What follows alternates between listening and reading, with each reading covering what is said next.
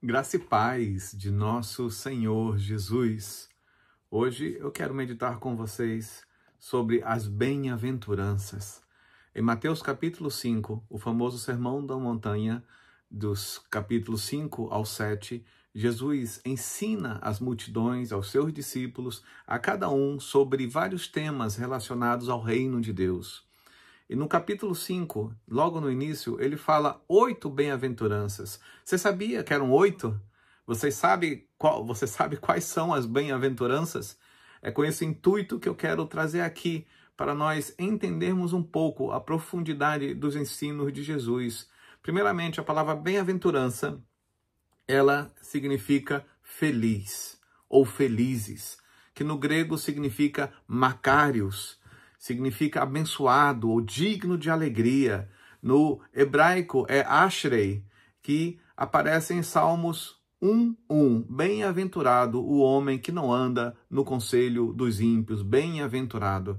Era um termo muito comum na literatura judaica e em outras literaturas da região. Então, makarios é felizes, dignos, abençoados. E a primeira bem-aventurança é bem-aventurados os humildes de espírito ou pobres de espírito, porque deles é o reino dos céus. Mateus 5:3.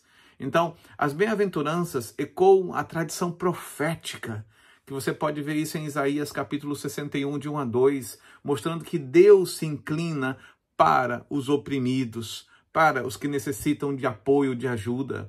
Bem-aventurados pobres de espírito. Você tem que entender o contexto histórico. Ali Jesus estava falando para uma multidão de camponeses, pescadores e marginalizados sob o domínio do Império Romano. Pobres de espírito não se refere à pobreza material, mas à humildade espiritual, dependência total de Deus, pobreza radical da autossuficiência. Quem não conhece uma pessoa que é muito pobre, mas é altamente arrogante, orgulhosa? E da mesma forma, quem não conhece alguém que é rico e é humilde?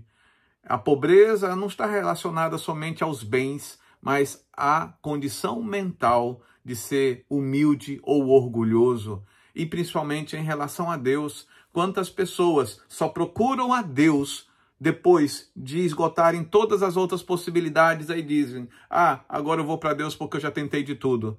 Isso é algo de uma pessoa que não é pobre de espírito, mas é orgulhosa. Os humildes que dependem de Deus, esses encontram a Deus, como diz lá em Salmos 34:18, perto está o Senhor dos que têm o coração quebrantado e salva o de espírito oprimido. Deus habita com os humildes. A recompensa dos humildes é que seus pecados são perdoados porque se voltam para Deus. Dietrich Bonhoeffer, certa vez ele falou: ser pobre de espírito é reconhecer que não temos nada a oferecer a Deus, exceto nossa necessidade, ou o que somos, ou isso que sobra para mostrar a Deus: precisamos de ti. Santo Agostinho, certa vez ele falou: o pobre de espírito é quem reconhece que toda riqueza vem de Deus. Por que Deus escolheu Moisés? Alguns perguntam muitas vezes.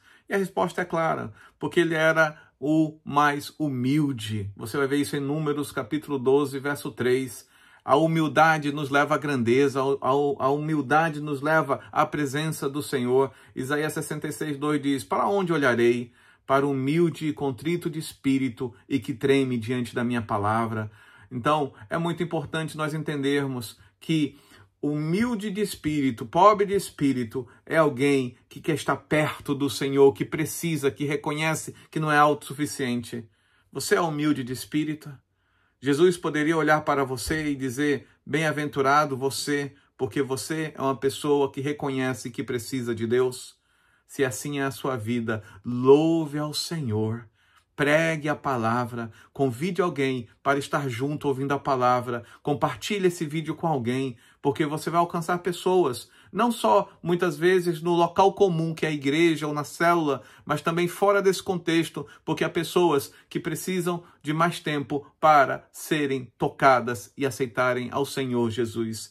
Que Deus toque a sua vida, abençoe o seu dia, a sua tarde, a sua noite e a sua madrugada, em nome do Senhor Jesus.